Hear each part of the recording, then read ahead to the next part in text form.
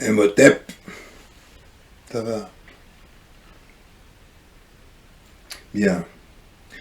Je vais te faire découvrir, si tu ne le connais pas encore, un certain Gabriel Balima. Ce travail qu'il a produit va être collé à la suite de cette introduction. Et je t'invite à le regarder jusqu'au bout parce que sans doute découvriras-tu des choses qui vont te déranger dans tes croyances. Même si tu penses ne pas avoir de croyances, tu as des croyances. Évidemment. Il faut que tu sois souple. Je t'ai parlé du jujutsu. Et je t'ai dit que le jujutsu voulait dire l'art de céder en souplesse. C'est-à-dire sans aucun heurt. Pour toi en tout cas. Il faut que tu sois souple. Il faut que tu acceptes les choses.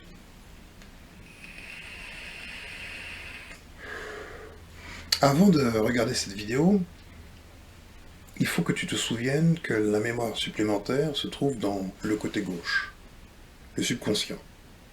Enfin, elle se trouve dans les cellules et se manifeste dans le côté gauche. Tu vis, comme tout le monde, dans le côté droit, le conscient. Et entre les deux, il y a le gardien du seuil, qui lui-même a été formaté, programmé pour t'empêcher d'accéder à l'information du côté gauche. Je t'invite à regarder de nouveau, si tu l'as déjà fait, ou à regarder une première fois si tu ne l'as pas encore fait, cette vidéo que j'ai fait récemment, et qui s'appelle... Enfin, j'ai fait une vidéo, j'ai commenté une vidéo sur TikTok, donc ça s'appelle « La mémoire supplémentaire en action ». Il faut que tu comprennes que le conscient est totalement pollué par des croyances, par des dogmes, par la volonté de Norma One. Faisant que, lorsque le côté gauche arrive à délivrer des informations au côté droit, la personne, et dans cet exemple il s'agit d'une bonne sœur, par son système d'interprétation vicié, va interpréter n'importe quoi. Tandis que son être profond, elle-même, lui parle. Elle va dire, conformément à la volonté de Norma One, que c'est le diable qui parle. Parce que les propos qui sont tenus par le côté gauche ne correspondent pas au dogme auquel elle est soumise. Regarde d'abord cette vidéo. Tu comprendras mieux si tu ne l'as pas encore regardée. Elle a 2 vidéos de celle-ci, il me semble. La mémoire supplémentaire en action. Ok ? Donc, s'agissant de toute personne, on peut avoir des révélations venant du côté gauche. Cependant, le conscient, ayant été pollué, risque d'occasionner des problèmes d'interprétation. Tout n'est pas à prendre dans la vidéo qui va suivre, mais beaucoup de choses sont à apprendre. Je vais te coller le lien de la vidéo originale, comme d'habitude, dans la présentation de celle-ci. Ainsi, tu pourras toujours la montrer aux Constantiniens matrixés.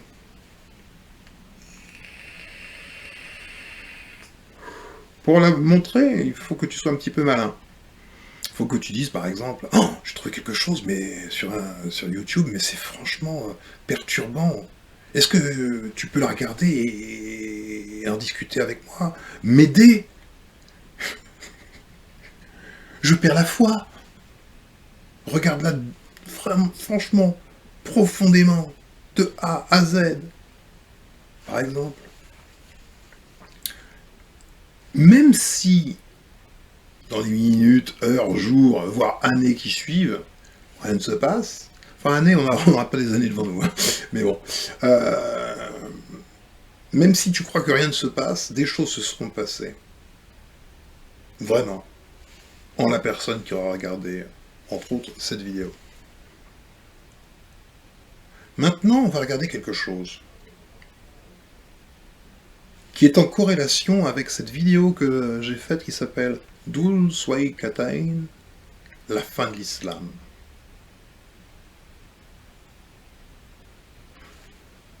Je t'ai demandé ce qui pourrait faire que des musulmans laisseraient détruire la Kaaba. Regardons les choses.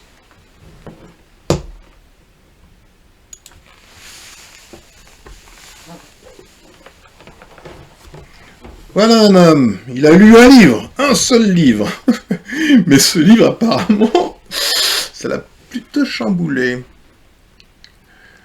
Le livre s'appelle The People versus Muhammad. هو مش عارف هيروح لربنا مش هيلاقي محمد بديع جنبه ولا خيرت الشاطر هيتدفن في متر في متر يجيب له ايه اكتر من 33 مليون في الشارع ما بيشوفوش امي مش عارفين اللي حصل في البلد بسببهم قعدوا يتكلموا عن مؤامرات بيكلمني عن ايرادات في الخارج والداخل هو اللي بعت لي بريد وبعت لاوباما ويعتبر بيه امريكان هذا الرجل ما فيش راجل قاعد في الدنيا رئيس جمهورية يطلع على شعبه يحس انصاره عليه الان هو عاوز يقتتل صباحا كل دم حرام كل دم يتعصر حصل حرام وتعمل يا محمد مرسي عيط طالما يا جماعتي. Ouh, puisse-t-il brûler en enfer, l'éternité en enfer. Il parle des imams. Il parle de tout ce qui se prétend être une autorité légitime sur cette planète. Je te l'ai déjà dit, il n'y a aucune autorité légitime en place. L'autorité légitime n'est pas à sa place. Elle vient, hein? Don't worry.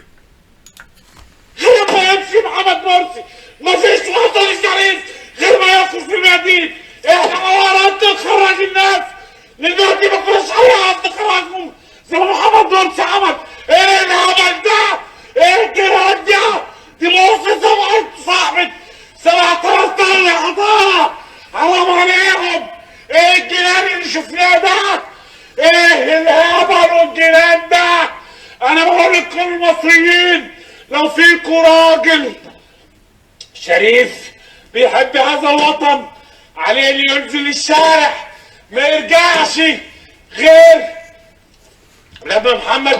Ah, là il se trompe, il dit toute la religion a été imaginée par Mahomet, un petit fou insensé. Le livre que tu vois ici, The People vs. Muhammad, ne dit pas toute la vérité. Et pourtant, tu vois dans quel état il est, ce monsieur. Regarde bien les choses. Tu commences à assembler les pièces du puzzle à la bonne heure. لحد امبارح او من ساعات عليه انه هو. Il dit que Mohammed a eu du sexe avec une petite fille de 9 ans et souffrait de schizophrénie. Souviens-toi que je t'ai dit que la schizophrénie est une maladie mentale portée par les gènes de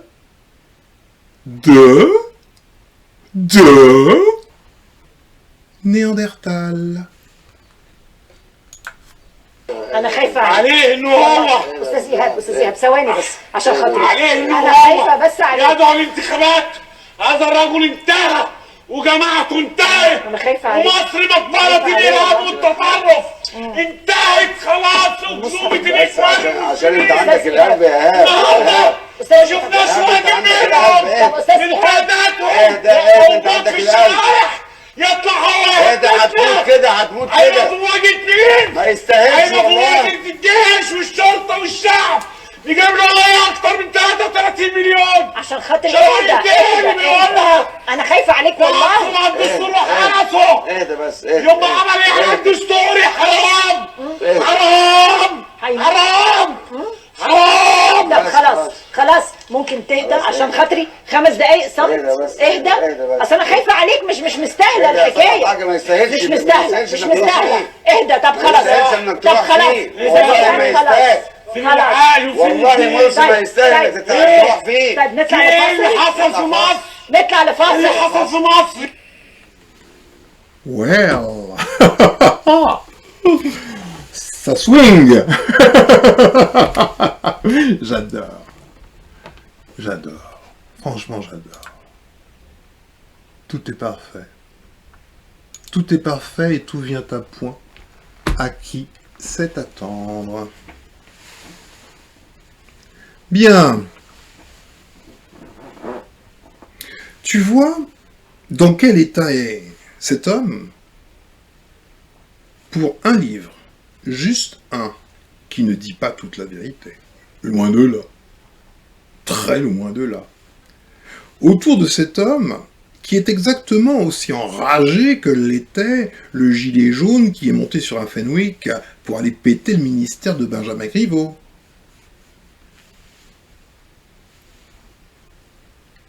Bien. Eh bien, vois-tu, mon enfant, ce qu'il va se passer, c'est que les nestoriens comme lui vont découvrir qu'ils n'ont jamais été musulmans, mais exclusivement des nestoriens. Oui. Et les constantiniens vont se rendre compte qu'ils n'ont jamais été des chrétiens, mais simplement des constantiniens. Ces deux noms, constantinien et nestorien, peuvent tout à fait fusionner entre eux pour former un nouveau nom qui s'appelle les grands sodomisés. Quand ils auront trouvé le sodomite, je donne pas cher de sa peau. Ah, il s'appelle Norma One. Enfin, elle. Elle, c'est pareil. On fait dans l'inclusif, là. Encore. Tu commences à comprendre. 1 milliard plus 1 milliard font 2 milliards. Il n'y a pas besoin de faire grand-chose, au fond. Tu restes tranquille. Tu vas pas... Et t'attends. Faut juste être patient. Non, non, pas seulement. Faut faire avancer les pièces du puzzle. Bien. Avant de voir cette vidéo de Gabriel Balima, ah oui, cette vidéo, faut que tu la regardes de A jusqu'à Z, parce que toi aussi, tu vas trouver des trucs à la fin. Même toi, tu risques de...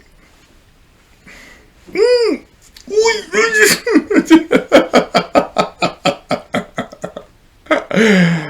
Et quand même, il faut que tu sois toujours en mode jujutsu, l'art de céder en souplesse. Oh, je vais changer de nom. Judah Venir, c'était avant. On change de mode, on change de nom. Je pense que je vais m'appeler Nectanebo 3. Qu'est-ce que t'en penses? Maintenant, je vais laisser un petit message à Norma One. Salut Norma One. Tu vas bien, petite pute? Pour l'instant. Norma One, je pense que toi, t'as dû comprendre ce qui allait se passer. Et que t'allais passer un peu plus qu'un mauvais quart d'heure.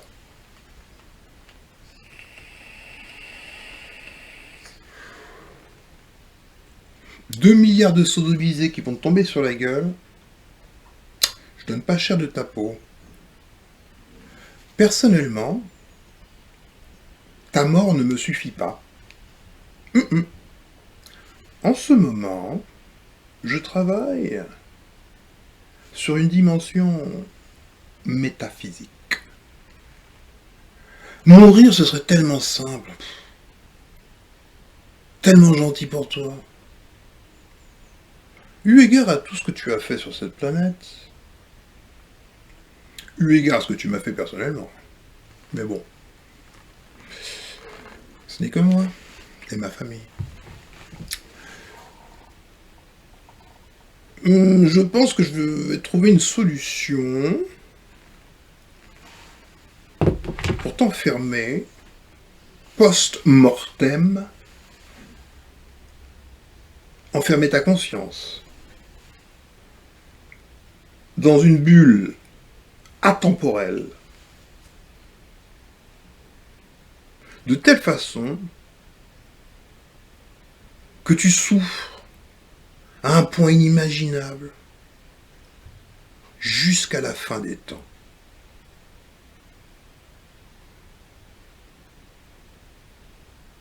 Salut petite pute.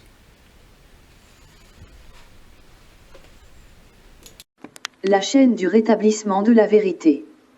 Sur cette chaîne, nous nous efforçons de dévoiler et de rétablir des vérités historiques occultées ou altérées depuis des millénaires. Pour la gloire de Dieu. Pour le salut des âmes. Pour le respect de la vérité. Dans ce 4e numéro, notre objectif est de prouver par des preuves tangibles les origines négroïdes de Dieu le Père et de son Fils Jésus-Christ. Nous vous fournirons des preuves archéologiques éblouissantes consolidées par des descriptions bibliques illustrées et indiscutables. Vous en serez fascinés. Elles seront consolidées par des recherches scientifiques contemporaines. Nous ouvrirons une parenthèse afin d'évoquer une fois de plus les falsifications iconographiques et leurs conséquences néfastes. En dehors des icônes des Noirs qui furent blanchis, il existe une autre forfaiture iconographique gravissime. Celle qui consiste à leur attribuer une fausse identité religieuse. Ce sont les cas où les divinités du paganisme ancien ont été revêtues d'un manteau chrétien. Il s'agira aussi des cas où des élites du Moyen Âge ont imposé leur portrait pour adoration. Ce culte de la personnalité a traversé les âges. De sorte qu'aujourd'hui nous adorons des images d'anciens satanistes et criminels en lieu et place de celles du Dieu créateur. C'est de l'idolâtrie pure et simple qui se pratique sous le ciel par suite d'ignorance et d'insuffisance en information. Nous nous attarderons sur cette nouvelle forfaiture syncrétique car elle touche l'essence même du christianisme. Aussi, nous mettrons l'accent sur la forfaiture des peintres de la Renaissance qui ont forcé le cours de l'histoire afin d'attribuer à Dieu des origines blanches. C'est l'heure du rétablissement de la vérité. Cette vidéo est tirée de l'ouvrage intitulé « Noir est le Dieu de la Bible », paru aux éditions Eddy Livre en juin 2021. Une œuvre de Gabriel Balima du Burkina Faso. Voici les preuves archéologiques afférentes. Les preuves archéologiques sur les origines noires du Dieu de la Bible et de son Fils Jésus-Christ sont similaires à celles des enfants de la maison de Jacob. Il s'agira des caricatures antiques laissées par les anciens. Dans le témoignage pictural qu'ils nous ont légué, vous verrez que la cour céleste est noire. Les sympathisants de la race noire. Un demi-siècle environ. Un grand politicien américain du nom de Robert F. Kennedy avait attiré l'attention des suprémacistes blancs sur l'éventualité d'un Dieu noir. Il disait : supposons que Dieu soit un noir. Que ferions-nous si au ciel nous levons les yeux et voici que Dieu est là et qu'il n'est pas un blanc? Alors que nous avons passé toute notre vie à traiter les nègres comme des êtres inférieurs. Quelle sera alors notre réponse? De même, Arthur Schopenhauer, considéré comme l'un des plus grands philosophes de l'ère moderne, écrivait au XIXe siècle en plein cœur de l'esclavage que Jéhovah Dieu était noir et que le premier homme qu'il créa était lui aussi noir de peau. Nous lisons : la couleur noire était la couleur naturelle et particulière de la race humaine et il n'y a jamais eu de race naturellement blanche. La dame de notre race doit en conséquence être conçue comme noire. Et il est risible de voir les peintres représenter ce premier homme blanc. Couleur produite par la décoloration. Jéhovah l'ayant créé à sa propre image. Les artistes doivent représenter également celui-ci comme noir. Philosophie et sciences de la nature, pages 101 et 103. Le témoignage des icônes des catacombes de Rome. Après la mort du Seigneur Jésus-Christ, une violente persécution s'était abattue sur les chrétiens et beaucoup en sont morts. Les survivants, voulant vivre leur foi, se sont terrés en profondeur dans les catacombes de Rome, Saint-Calix, Comodilla, Nunziatla, etc. Leurs yeux ont vu le Seigneur Jésus-Christ et ils l'ont peint sur les murs des catacombes. Il s'agit des tout premiers pictogrammes du Seigneur Jésus-Christ. Contrairement aux faussaires de la Renaissance et aux acteurs des films d'Hollywood, ces témoins de la vie de Jésus-Christ ont caricaturé un Jésus-Christ noir de peau. Voici les premières caricatures de Jésus qu'on retrouve dans les catacombes.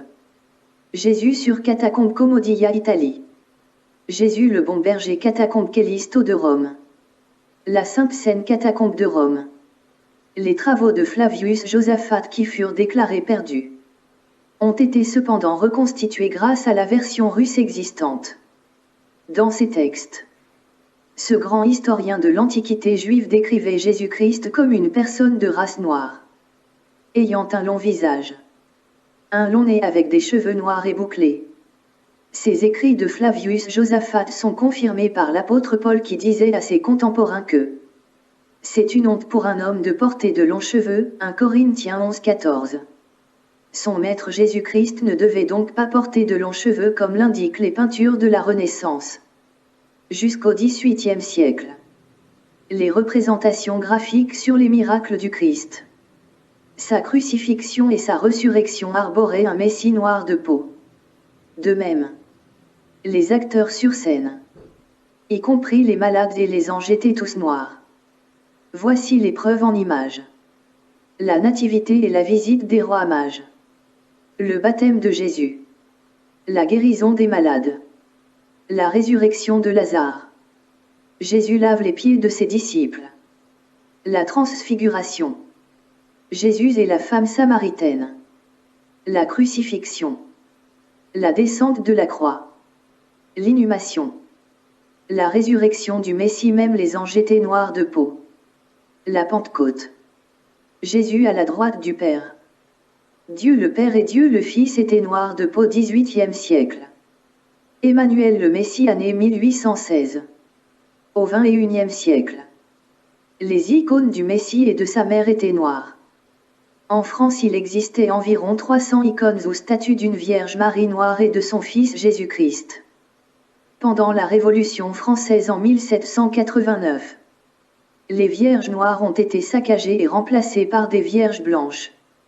Néanmoins, de nos jours, on retrouve des vierges noires dans beaucoup d'églises d'Europe. Voici quelques exemples. La Vierge de Saint-Romain d'Aix. Vierge Marie de Plougastel. Vierge Marie de Paris. Vierge Marie de Clermont-Ferrand. Vierge Marie d'Espagne. Vierge Marie russe. Vierge Marie de Pologne. Vierge Marie d'Allemagne. Vierge Marie d'Haïti. Vierge Marie de la Guadeloupe. Vierge Marie d'Ohio, USA. Vierge Marie d'ailleurs. Les 3 derniers papes de l'Église catholique vouaient un culte sacré à la Vierge Marie noire. Jésus-Christ était un noir d'Afrique.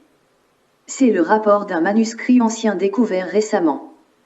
Une équipe d'archéologues de l'université de Tel Aviv a découvert une collection d'anciens manuscrits dans la région de la Cisjordanie, près des grottes de Qumran où les manuscrits de la mer Morte ont été découverts en 1947, et qui promettent de jeter une nouvelle lumière sur l'apparence physique de Jésus-Christ. Les documents qui ont été récemment déterrés proviennent apparemment d'un petit groupe de juifs sectaires qui s'appelaient les Esséniens. Ils reviennent sur les pas de différents éléments du Nouveau Testament et de l'Ancien Testament. Les chercheurs ont tourné leur attention sur un fragment particulier, qui décrit la naissance de Jésus-Christ et son apparence physique d'une manière différente. Les manuscrits qui ont été datés entre -408 et 318 après Jésus-Christ décrivent le fils de Marie comme ayant une peau de couleur noire. Les manuscrits récemment découverts jettent une nouvelle lumière sur l'apparence physique de Jésus-Christ. D'après le professeur Hans Schumer de l'université de Tel Aviv, c'est très révélateur que l'auteur inconnu des documents décrit avec un grand effet de surprise que la couleur de la peau de l'enfant était celle de la nuit. Nous dit le fragment du manuscrit. Dans la nuit sombre. Rien ne permettrait de voir l'enfant mis à part le blanc de ses yeux, nous dit un autre extrait. Selon les experts et d'après les descriptions du nouveau parchemin. Le divin enfant était noir comme la nuit, ce qui laisse penser que Jésus était en fait noir et d'origine africaine. La découverte de l'Arche de l'Alliance. Découverte archéologique de Ronald Eldon Wyatt. L'Américain Ron White est un mandataire spécial du Seigneur Dieu. Il eut le grand privilège de découvrir tous les sites bibliques d'importance majeure à savoir. Les ruines de l'Arche de Noé y compris l'ancre archaïque ayant immobilisé le navire sur la montagne Ararat. Les ruines de Sodome et de Gomorrhe, une cité en étage avec un sphinx complètement réduit en cendres.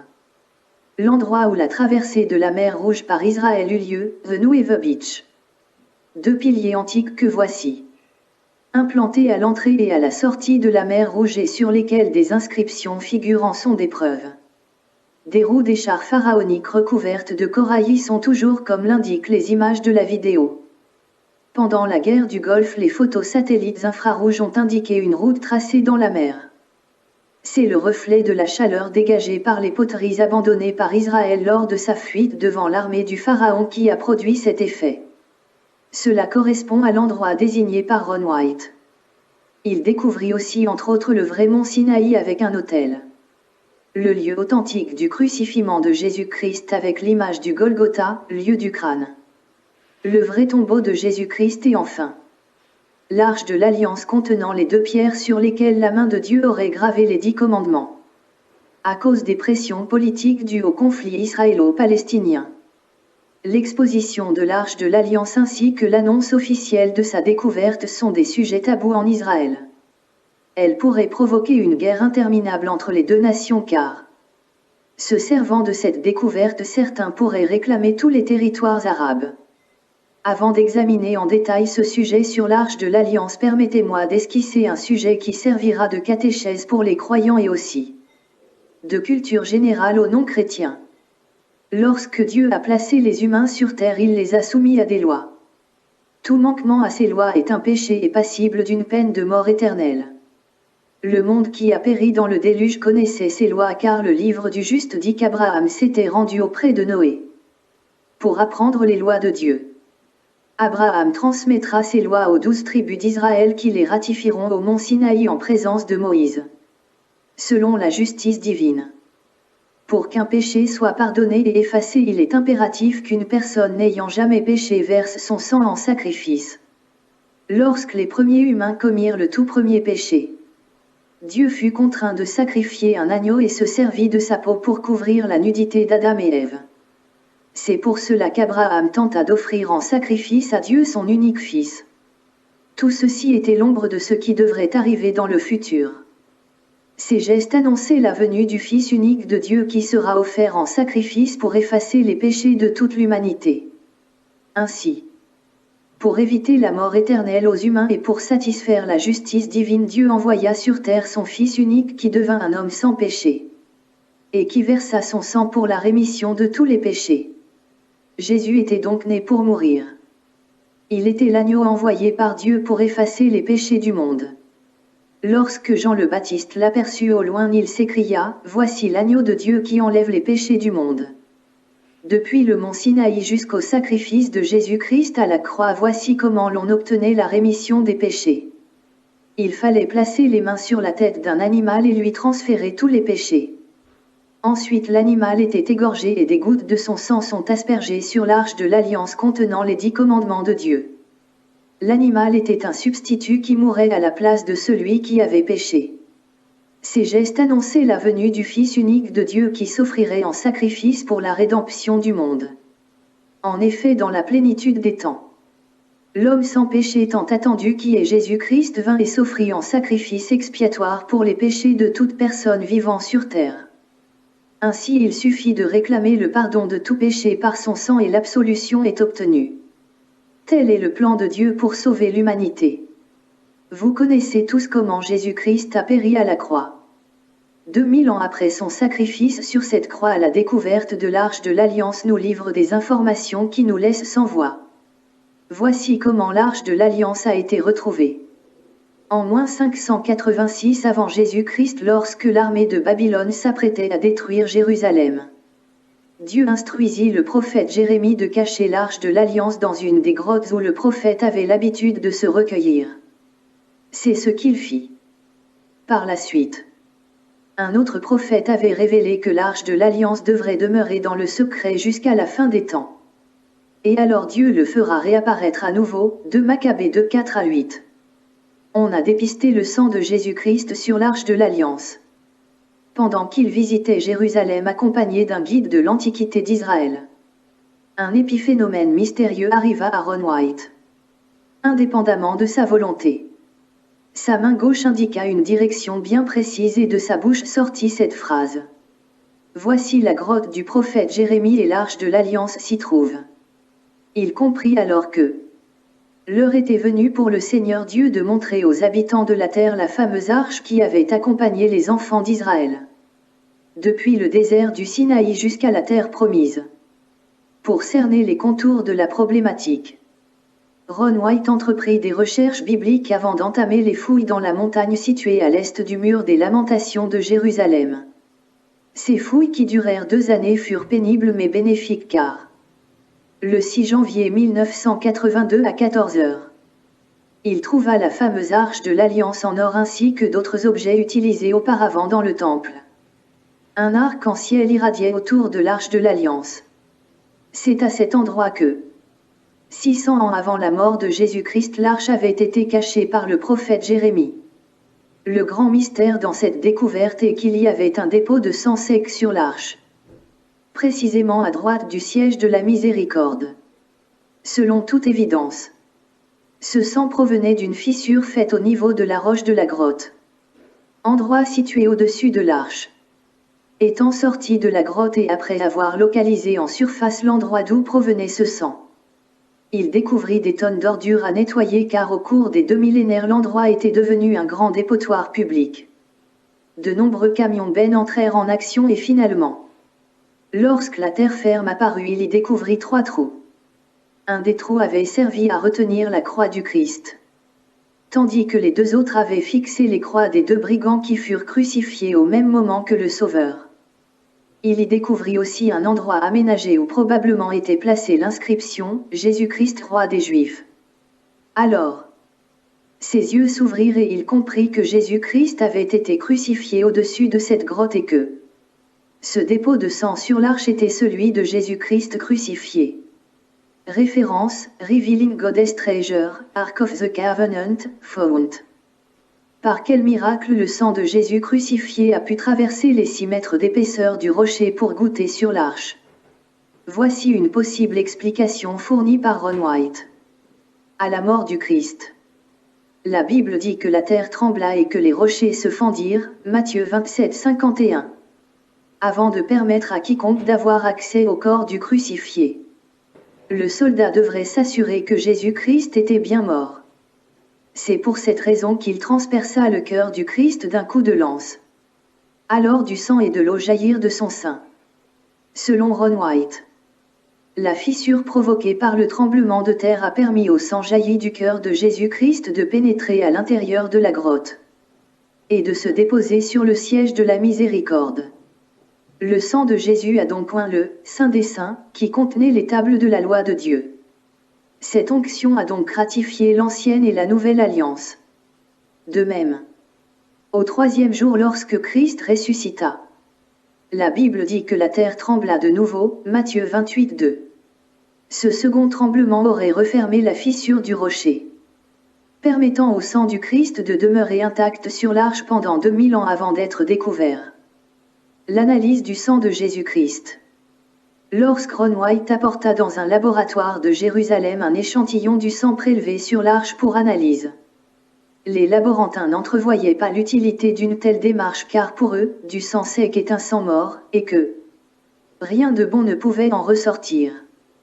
Mais après avoir reconstitué le sang et maintenu à la température du corps humain, puis l'ayant gardé pendant 72 heures en mouvement sinusoïdal, ils l'observèrent au microscope. Ils ne pouvaient en croire leurs yeux. Non seulement le sang était bien vivant, Mais surtout, le porteur de ce sang était unique au monde parce qu'il ne dispose que de 24 paires de chromosomes au lieu de 46. Tout être humain normal dispose de 46 paires de chromosomes dont 23 sont hérités du père et 23 de la mère. Mais ce sang ne contenait que 23 chromosomes hérités de la mère. Plus un seul chromosome Y ayant servi à déterminer son sexe masculin. Cette personne aurait donc hérité toutes ces caractéristiques humaines de sa mère. Cette personne est donc unique au monde du fait qu'il n'a pas de père biologique. Le seul chromosome Y disponible dans son sang et qui aurait déterminé son sexe mâle provient d'une source non humaine, référence sur YouTube. Ron Wyatt Talking About Jesus Blood Sample. Des laboratoires américains et européens. Après avoir fait le décompte des chromosomes contenus dans cet échantillon de sang sont parvenus à la même conclusion. Les résultats de ces analyses confirment ainsi la naissance virginale de Jésus-Christ par Marie sa mère. Et démontrent du même coup qu'il est le Fils de Dieu. Des centaines d'années à l'avance. Le prophète Daniel avait annoncé que le sang du Messie allait oindre l'arche de l'Alliance pour la rémission des péchés. Nous lisons. 70 semaines ont été fixées sur ton peuple et sur ta ville sainte. Pour faire cesser les transgressions et mettre fin au péché. Pour expier l'iniquité et amener la justice éternelle. Pour sceller la vision et le prophète et pour oindre le Saint des Saints, Daniel 9, 24. Le sang du Christ est la substance ultime pour oindre. Et le Saint des Saints est l'arche de l'Alliance. Du sang d'un bœuf. Le grand prêtre aspergeait le Saint des Saints une fois l'an en vue de la rémission des péchés de tout le peuple d'Israël, Lévitique 16, 14. C'était l'image. L'ombre de ce qui devait arriver plus tard lorsque Jésus-Christ s'offrit en sacrifice pour le salut du monde. En lieu et place du sang de bœuf. Cette fois ce fut le sang de l'agneau de Dieu, Jésus-Christ, qui fut versé sur l'arche de l'Alliance pour la rémission des péchés du monde entier. Ce sacrifice extrême de son Fils Jésus est l'expression ultime de l'amour de Dieu pour sa création selon qu'il est écrit. Et cet amour consiste non point en ce que nous avons aimé Dieu, mais en ce qu'il nous a aimés et a envoyé son Fils comme victime expiatoire pour nos péchés, 1 Jean 4, 10. Car l'âme de la chair est dans le sang. Je vous l'ai donné sur l'autel afin qu'il servît d'expiation pour vos âmes. Car c'est par l'âme que le sang fait l'expiation, Lévitique 17, 11. Mais il était blessé pour nos péchés.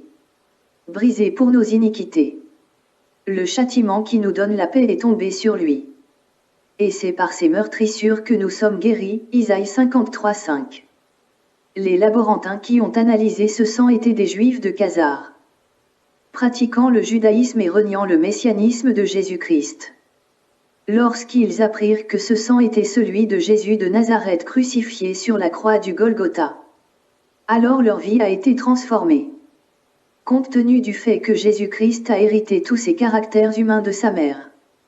Étant donné que Marie est une sémite, hébreu israélite et cousine de Joseph, alors Jésus-Christ était une personne noire de peau. Cette découverte constitue à la fois une preuve archéologique et scientifique sur les origines noires de Jésus de Nazareth. Il importe de souligner que les autorités de l'État d'Israël ont tenté de sortir l'arche de sa retraite en y envoyant des soldats. Mais ils moururent foudroyés à l'approche de la grotte et personne ne pouvait récupérer leur corps. L'armée fit appel à Ron Wyatt qui se dépêcha des USA en Israël. Ayant reçu la grâce de découvrir l'arche, il obtint encore la grâce de pénétrer dans la montagne pour extraire les dépouilles de ses soldats. Il enveloppa chaque corps avec un linceul et y attacha une corde dont l'autre bout était tenue du dehors par d'autres soldats. C'est ainsi que les dépouilles furent extraites. Avant d'entrer dans la gloire céleste, Ron Wyatt expliqua que l'arche devrait demeurer à cet endroit jusqu'au jour où la marque de la bête sera imposée aux habitants de la terre. En ce moment les 144 000 personnes auront accès à l'arche et les 2 pierres des 10 commandements seront exposées. Les habitants de la terre devront choisir entre les lois de Dieu et la marque de la bête. Naissance de Jésus-Christ. Fils de David, fils d'Abraham. Voici de quelle manière arriva la naissance de Jésus-Christ. Marie sa mère ayant été fiancée à Joseph se trouva enceinte par la vertu du Saint-Esprit. Avant qu'ils eussent habité ensemble. Joseph, son époux, qui était un homme de bien et qui ne voulait pas la diffamer, se proposa de rompre secrètement avec elle. Comme il y pensait. Voici. Un ange du Seigneur lui apparut en songe et dit: Joseph, fils de David, ne crains pas de prendre avec toi Marie ta femme, car l'enfant qu'elle a conçu vient du Saint-Esprit. Elle enfantera un fils et tu lui donneras le nom de Jésus. C'est lui qui sauvera son peuple de ses péchés. Tout cela arriva afin que s'accomplisse ce que le Seigneur avait annoncé par le prophète. Voici. La Vierge sera enceinte. Elle enfantera un fils et on lui donnera le nom d'Emmanuel. Ce qui signifie Dieu avec nous. Joseph s'étant réveillé fit ce que l'ange du Seigneur lui avait ordonné et il prit sa femme avec lui. Mais il ne la connut point jusqu'à ce qu'elle eût enfanté un fils auquel il donna le nom de Jésus. Matthieu 1. Les erreurs des iconographes contemporains. Les iconographes qui ont caricaturé les différentes arches de l'Alliance se sont tous trompés. En effet, la Bible explique que 2 anges étaient placés de part et d'autre de l'arche de l'Alliance et que leurs ailes se touchaient. Selon la description suivante. Il fit 2 chérubins d'or. Il les fit d'or battus aux 2 extrémités du propitiatoire. Un chérubin à l'une des extrémités et un chérubin à l'autre extrémité. Il fit les chérubins sortant du propitiatoire à ces 2 extrémités. Les chérubins étendaient les ailes par-dessus, couvrant de leurs ailes le propitiatoire et se regardant l'un l'autre. Les chérubins avaient la face tournée vers le propitiatoire. Exode 37, 7-9. Voici l'image de l'authentique arche de l'Alliance découverte par Ron White. Vous remarquez que les 2 anges ont les pieds à terre et chacun d'eux a déployé seulement une seule de ses ailes. Mais les iconographes de tout temps qui ont rivalisé d'ardeur et d'imagination en ébauchant les icônes de l'arche se sont trompés. On s'aperçoit qu'ils ont mal interprété ce passage biblique car tous ont positionné les 2 anges au-dessus de l'arche. Et tous ont déployé les 2 ailes de chaque ange. Voici enfin les meilleures preuves bibliques qui démontrent avec éloquence que Dieu le Père ainsi que son Fils Jésus-Christ sont négroïdes. Nous citerons concomitamment les prophètes de l'Ancien Testament mais aussi du Nouveau Testament.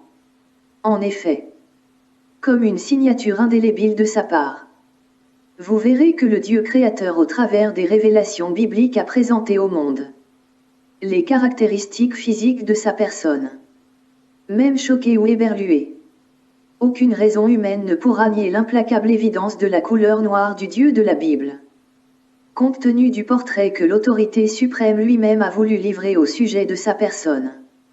Ces preuves bibliques sur les origines noires de Yahvé Dieu et de son Fils Jésus-Christ sont crédibles et se passent de commentaires. En dehors des preuves archéologiques bimillénaires que nous venons d'examiner, la Bible a portraituré des photogrammes du Seigneur Dieu. Et le résultat de la projection de ces images nous contraint au rétablissement de la vérité sur ses origines noires. Selon les descriptions bibliques, la chevelure, les membres et l'aspect du Seigneur Dieu sont ceux d'une personne de race noire. Dans l'Ancien Testament tout comme dans le Nouveau, des prophètes ont vu le Seigneur de gloire et ont livré des informations détaillées de son personnage. Entre autres, ils ont décrit avec précision à quoi ressemblait la chevelure du Seigneur Dieu. Aussi, ils ont précisé de quelle couleur étaient ses bras et ses pieds. Le portrait ainsi dressé ne laisse aucun doute. Le maître de l'univers est de teint noir avec des traits on ne peut plus africains. Description de la chevelure du Seigneur. La laine pure de bonne qualité provient des moutons mérinos. Le prophète Daniel dit que la chevelure de Dieu ressemble à de la laine pure. Selon qu'il est écrit: Je regardais pendant que l'on plaçait des trônes. Et l'Ancien des jours s'assit. Son vêtement était blanc comme la neige. Et les cheveux de sa tête étaient comme de la laine pure. Son trône était comme des flammes de feu et les roues comme un feu ardent. Daniel 7-9. Voici la photo de moutons mérinos avec leur laine pure. Et voici face à 2 photos de chevelure de personnes de race noire. Voyez-vous la ressemblance? Comprenez-vous pourquoi l'on dit que Dieu est noir? La chevelure d'un homme de race blanche ressemble plutôt à du nylon et non à de la laine pure. Description des membres du Seigneur. Le prophète Daniel et l'apôtre Jean ont dressé un portrait du Seigneur, tout en accordant une attention particulière sur la couleur de ses membres. Ils décrivent les bras et les pieds du Seigneur comme quelque chose de semblable à du bronze poli. Du bronze ardent embrasé dans la fournaise. Comme vous le savez. Lorsqu'on jette du bronze dans du feu, il devient noir brillant.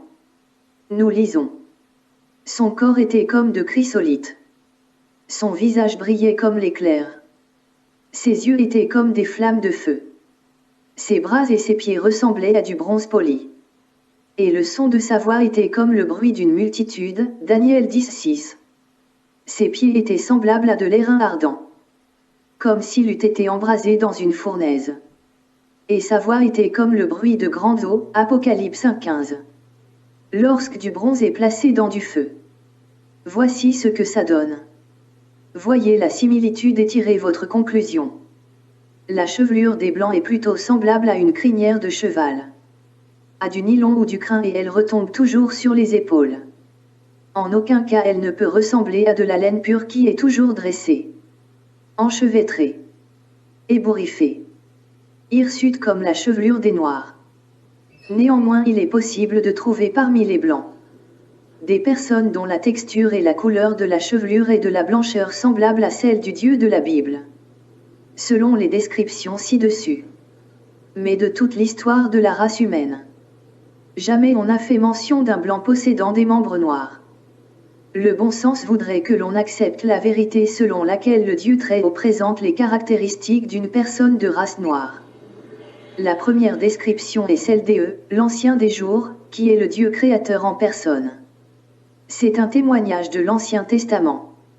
La seconde description est celle de Jésus-Christ, Fils de Dieu. Il s'agit d'un témoignage du Nouveau Testament.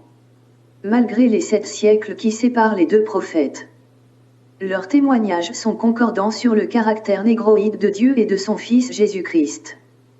Description du corps du Seigneur. Après avoir décrit les cheveux et les membres du Seigneur, la Bible s'intéresse également à son corps et le décrit. Son corps était comme du chrysolite. Daniel 10:6. Le corps du Seigneur tel que décrit dans ce passage fait allusion à son accoutrement. De sorte que l'on estime qu'il portait un manteau de couleur verte. Description de l'aspect du Seigneur. Un autre passage biblique, Apocalypse 4:2-3, précise que l'aspect du Dieu de la Bible est celui d'une pierre de sardoine et de jaspe. Ce qui fait référence au chocolat marron. Couleur de la terre rouge ou celle d'une personne de race noire communément appelée brown skin, peau marron. En guise de conclusion de cette investigation sur les origines blanches ou noires de Dieu. Et conformément aux descriptions de la Bible qui précisent que son aspect est celui d'une pierre de jaspe et de sardoine. Nous allons confronter les photos de ces deux pierres précieuses à celles des deux races en question. Alors nous verrons ce qu'il en résulte. Voici l'image d'une pierre de sardoine entre les doigts d'une personne de race blanche. Vous constatez qu'il y a incompatibilité entre les deux couleurs. Elles ne se marient pas. Voici également l'image d'une pierre de jaspe face à des personnes de race noire. Vous constatez que les deux couleurs s'assemblent merveilleusement. Sans embâche, la tendance est plutôt négroïde. Au vu de ce résultat, on peut conclure en toute quiétude que le Dieu de la Bible et son Fils Jésus-Christ sont noirs de peau. Déjà en 1959. Le roman de Michel Delperrier avait pour titre « Le Dieu de jaspe et de sardoine ». Objet dont les couleurs s'identifient à l'aspect du Dieu de la Bible. La Sainte Bible utilise des objets et des pierres précieuses pour décrire l'aspect et l'identité du Seigneur Dieu. En résumé, elle utilise de la sardoine et du jaspe, marron, pour décrire la couleur de sa peau. Du cuivre ou du bronze, marron ou noir brillant, pour décrire la couleur de ses membres. De la laine pure pour décrire sa chevelure et enfin, de la chrysolite et de l'émeraude, vert, pour décrire la couleur de son accoutrement. À travers ces descriptions se dégage l'identité d'une personnalité de type négroïde. La sagesse des rabbins juifs. Depuis leur conversion au judaïsme au 8e siècle, les Juifs ont hérité et préservé la culture juive ainsi que la langue hébraïque. Leur maître révèle depuis bien longtemps que la couleur de la royauté de Dieu, la royauté d'Hachem est le noir. En hébreu, le mot couchi signifie noir, et le chiffre 1 qui lui est affecté se réfère à Dieu. Ce qui revient au même de dire que Dieu est noir. Avant de poursuivre notre recherche sur les origines noires de Dieu et de son Fils, nous avons l'obligation morale d'ouvrir une parenthèse, afin de révéler et de dénoncer les mensonges syncrétiques des Occidentaux, qui ont falsifié les icônes de Dieu en introduisant subtilement le paganisme de Rome dans l'Église chrétienne, provoquant ainsi la ruine de plusieurs âmes. Les faussaires de la Renaissance ont falsifié l'iconographie chrétienne, sachant que les Hébreux israélites ainsi que le Dieu qui les créa étaient noirs. Quelle est alors l'origine des icônes blanches? Exemple flagrant de blanchiment d'icônes. Durant l'époque de la Renaissance, 1300 à 1600, les faussaires ont agi sur ordre des césaro-papistes. Ils ont d'abord blanchi les icônes chrétiennes et par la suite nous ont présenté un Jésus de race caucasienne. Les images modernes de Jésus-Christ sont des photos de César Borgia et des acteurs des films d'Hollywood. Voici des preuves flagrantes et effarantes. Le pape Alexandre VI, son fils et sa maîtresse ont posé sous l'identité de Jésus-Christ et de la Vierge Marie. En effet, César Borgia fut le fils du pape Alexandre VI. Il était le duc de Valence. L'histoire retiendra qu'il fut un sataniste, un pédophile, un homosexuel et un criminel notoire. Néanmoins, son portrait fut imposé dans le catholicisme sous l'image de Jésus-Christ. Aujourd'hui, l'image de César Borgia se retrouve dans la quasi-totalité des églises chrétiennes et aussi dans beaucoup de familles. Partout dans le monde, cette image est adorée à tort comme celle du Christ Jésus. De César Borgia à Jésus-Christ. La nature elle-même ne vous enseigne-t-elle pas que c'est une honte pour l'homme de porter de longs cheveux? 1 Corinthiens 11-14. En 1503, Jésus-Christ est devenu européen suite au blanchiment. Par le truchement de l'imagerie. Jésus-Christ l'Africain est devenu européen en 1500. Dans ce siècle de l'audiovisuel et par l'entremise du célèbre film « La Passion du Christ », la photo de Robert Powell, un acteur du cinéma britannique et d'Hollywood, est devenue celle de Jésus-Christ.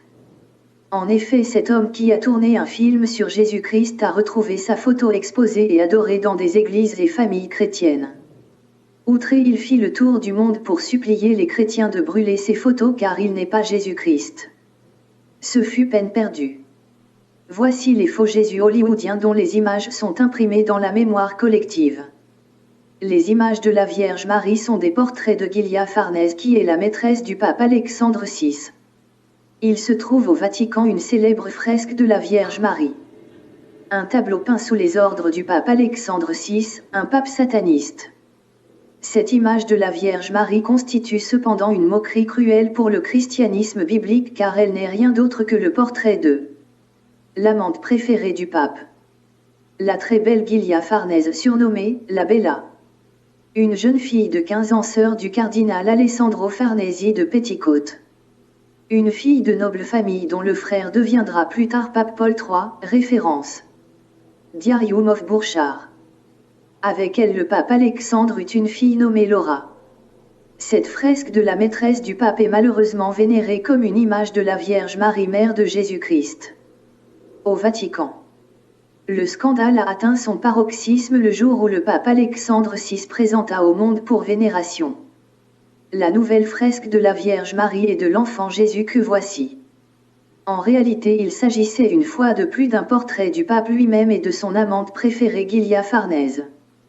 La tradition hermétique dans l'iconographie chrétienne.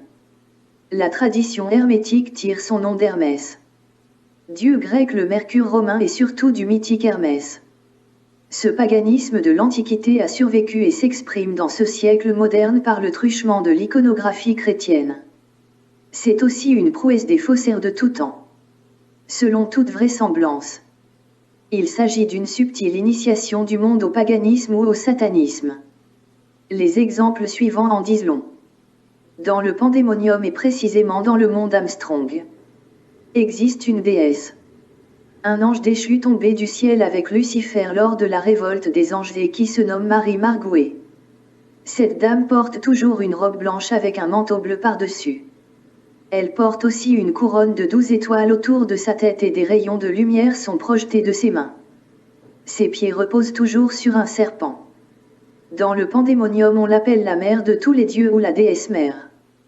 On constate que l'image de cette déesse du monde Armstrong est une copie conforme de celle présentée aux chrétiens sous le nom de Vierge Marie, mère de Dieu. Marie Margouet ne peut pas être la mère de notre Seigneur Jésus-Christ du fait de ses origines lucifériennes. Elle a vécu des milliers d'années avant la naissance de la Vierge Marie et elle vit de nos jours dans le pandémonium. Le fait que son effigie soit identique à celle de la médaille miraculeuse n'est pas une simple analogie mais plutôt une usurpation d'identité, perpétrée à dessein. En effet, tous les anciens grands satanistes qui ont servi leur maître dans le deuxième ciel confirment cette infiltration de Marie Margouet dans le culte marial. La tromperie qui consiste à réajuster les images. Cette image est un produit du paganisme de l'Antiquité.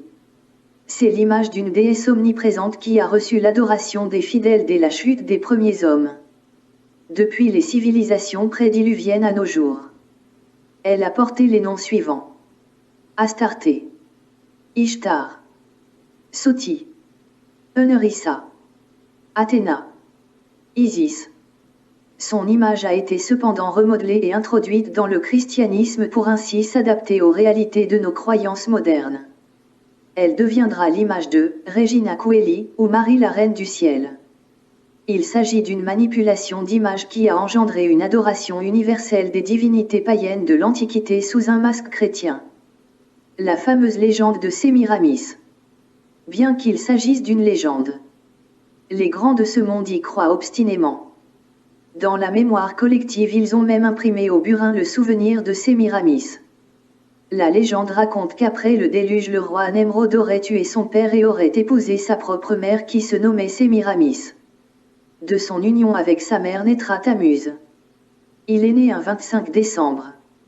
Il est le dieu soleil des Égyptiens, des Babyloniens, des Grecs, des Perses, des Romains, des sociétés secrètes. Dans ce 21e siècle moderne, Sémiramis s'érige en déesse de la liberté. Car c'est elle que représente la statue de la liberté. Le symbole de la justice qu'est la balance. C'est encore elle la dame des billets de banque, de la monnaie brésilienne et de Columbia Pictures. Le roi Nemrod, sa mère Sémiramis ainsi que leur fils Tammuz furent célébrés dans toutes les civilisations qui ont succédé le déluge jusqu'à nos jours. Chaque nation changera leur nom. D'abord les Perses, ensuite les Grecs qui changèrent les noms en Zéus, Aphrodite et Eros. Par la suite, les Égyptiens prendront la relève et les baptiseront des noms d'Osiris, Isis et Horus. Cette même entité a été célébrée à Babylone, en Assyrie, au Liban, en Inde, en Chine, au Mexique, etc. Les Romains seront les derniers sur la liste et ainsi. Sémiramis et Tammuz ont été baptisés, la Vierge Marie et l'enfant Jésus. Il importe de préciser que ce culte païen de la Reine du Ciel et de son fils Tammuz était vivace dans l'Ancien Testament. Des milliers d'années avant la naissance du christianisme. À l'époque, il a provoqué la colère de Yahvé Dieu et la destruction du peuple, Ézéchiel 8, 14, 17.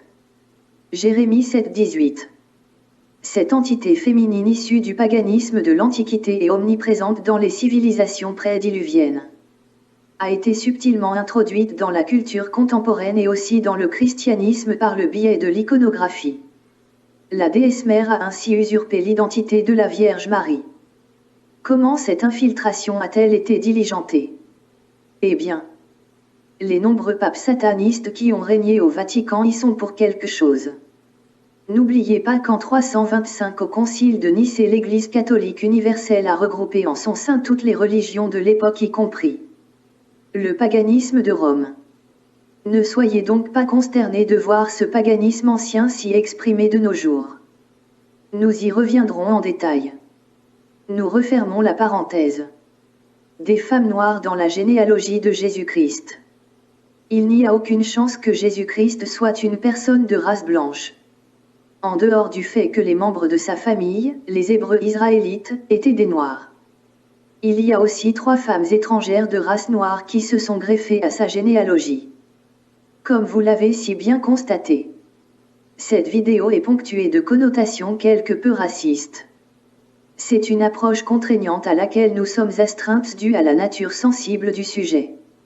Des falsifications historiques perpétrées au cours des siècles ont chapardé l'historiographie des Noirs à l'échelle mondiale. Et le rétablissement de toute la vérité dans cette affaire ne peut se faire sans heurts. En vérité que Jésus-Christ soit noir ou blanc cela importe peu. Mais la question qu'on se pose est de savoir pour quelles raisons l'ont-ils blanchi. Dans cette démarche, il est nécessaire pour nous de développer un autre sujet de catéchèse pour les chrétiens et de culture générale pour les autres.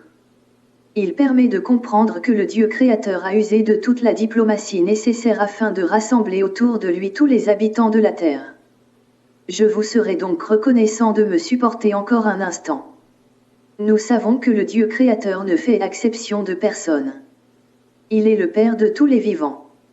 Lorsque vous reconnaissez sa souveraineté et vous vous soumettez à ses lois, alors vous êtes son enfant, Isaïe 56, 3-7. En effet, il avait dit à Abraham qu'il bénirait tous les habitants de la terre à travers sa progéniture. Lorsque les esclaves hébreux quittèrent l'Égypte sous la conduite de Moïse, la Bible dit qu'une multitude de personnes les suivirent. Ils se retrouvèrent donc au sein des enfants d'Israël où ils acceptèrent les lois de Dieu et se firent circoncire. Dans Josué 8 nous retrouvons des étrangers au milieu des enfants de Dieu. De même, lorsque les Hébreux israélites conquéraient des territoires, ils passaient les villes à l'interdit mais ils gardaient pour eux les filles vierges. Autant d'étrangers qui s'associèrent au peuple élu de Dieu. Voici comment Dieu intégra le monde entier dans sa grande famille des enfants de Dieu. Les Noirs étaient la race choisie. Mais après la désobéissance d'Israël, la grâce de Dieu fut étendue aux gentils, les païens, qui ont fait leur entrée dans la grande famille du peuple élu de Dieu. Selon qu'il est écrit, c'est nous qui sommes les objets de sa compassion. Nous qu'il a appelés non seulement d'entre les Juifs mais aussi d'entre les non-Juifs. C'est ce qu'il dit dans le livre du prophète Osée. Celui qui n'était pas mon peuple je l'appellerai mon peuple. Celle qui n'était pas la bien-aimée je la nommerai bien-aimée. Au lieu même où on leur avait dit, vous n'êtes pas mon peuple, on leur dira alors, vous êtes les enfants du Dieu vivant, Romains 9, 24-26. Le prophète Ésaïe confirmera cette intégration des gentils dans la famille du peuple élu. Nous lisons. J'ai exaucé ceux qui ne demandaient rien. Je me suis laissé trouver par ceux qui ne me cherchaient pas. J'ai dit. Me voici. Me voici. À une nation qui ne s'appelait pas de mon nom, Ésaïe 65:1. Dans l'Ancien Testament, la désobéissance et le rejet de l'alliance par Israël ont conduit le Seigneur Dieu à rendre universelle la grâce de lui appartenir. De même, dans le Nouveau Testament, le rejet de Jésus-Christ par ce même peuple l'a conduit à étendre la grâce du salut au monde entier. Selon qu'il est écrit, elle, la parole de Dieu qui est Jésus-Christ, est venue chez les siens et les siens ne l'ont point reçu.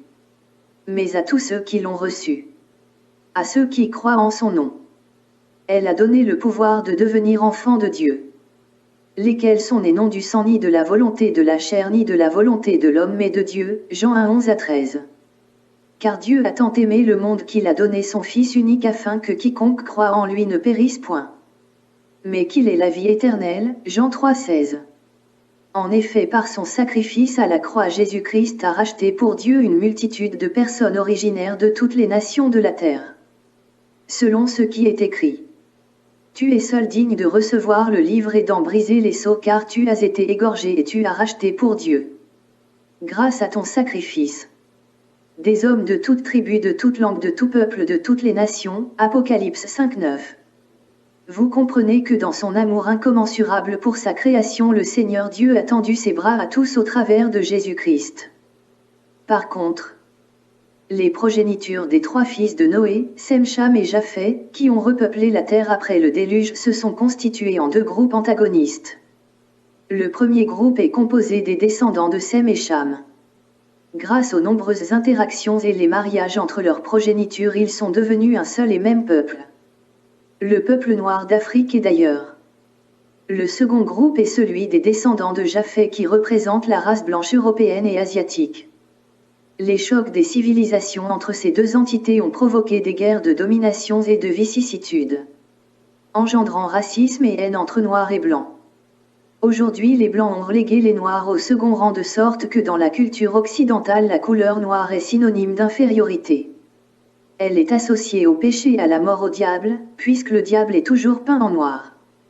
Avec tout le mépris et les scandales raciaux au quotidien. Les racistes blancs aux USA avaient même une doctrine chauvine qui excluait les Noirs et les Métis de leur communauté.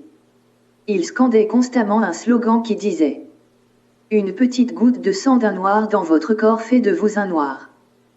Partant de ce principe, je dis bien, partant de ce principe, je ne vois pas la possibilité que Jésus-Christ soit une personne de race blanche car, en dehors des étrangers qui intégrèrent le peuple israélite, des femmes noires telles que Rahab, Ruth et Bathsheba se retrouvent directement impliquées dans sa généalogie.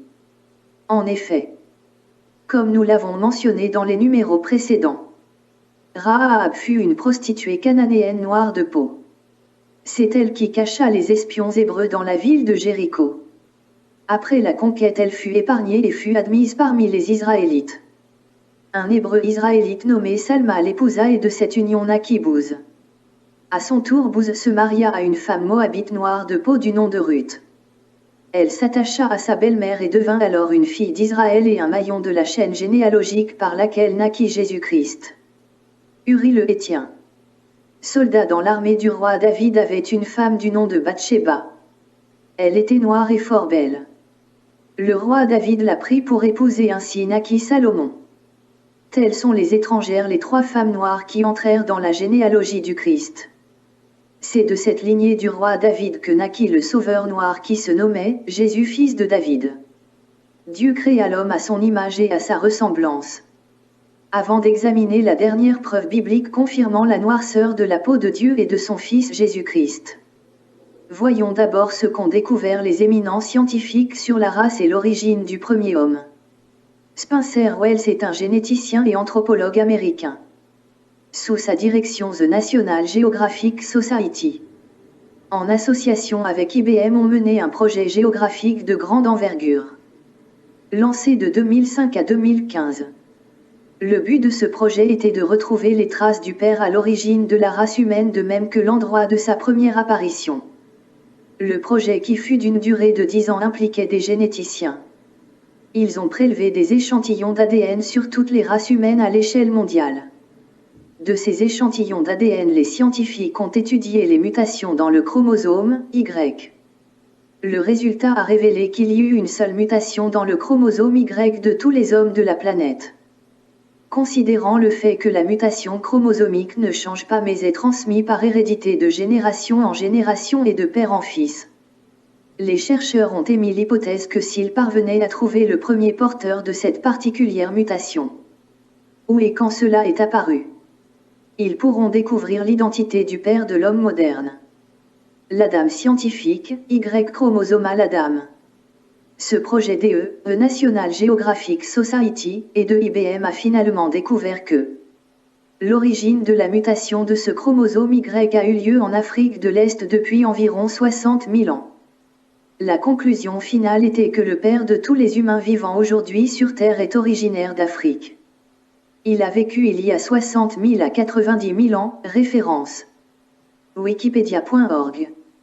Spencer Wells. Le père de l'homme moderne est donc un noir. Après de longues recherches, le paléoanthropologue français Yves Coppens a abouti à la même conclusion. Pour lui, tout le monde est africain et la couleur blanche n'est qu'une décoloration. Sans aucune objection. L'Afrique a donc hébergé les premiers hommes ayant apparu sur la terre. La création du premier homme Adam. Selon la Bible. Puis Dieu dit: faisons l'homme à notre image selon notre ressemblance. Et qu'il domine sur les poissons de la mer, sur les oiseaux du ciel, sur le bétail, sur toute la terre. Et sur tous les reptiles qui rampent sur la terre. Dieu créa l'homme à son image. Il le créa à l'image de Dieu. Il créa l'homme et la femme, Genèse 1, 26 à 27. L'Éternel Dieu façonna l'homme avec de la poussière du sol. Il lui insuffla dans les narines le souffle de vie. Et l'homme devint un être vivant, Genèse 2, 7. La question qui en découle est la suivante. Quelle est la couleur de la poussière du sol d'où l'homme fut tiré? Elle est rougeâtre ou marronne. Similaire à la couleur de la peau d'une personne de race noire. C'est pour cette raison que le noir se nomme brown skin, c'est-à-dire peau brune ou bronzée. Compte tenu du fait que le premier homme était noir. Selon le rapport de tous les scientifiques de la planète. Étant donné que Dieu l'a créé à son image et à sa ressemblance. Alors, Dieu est noir. Jésus le Messie disait.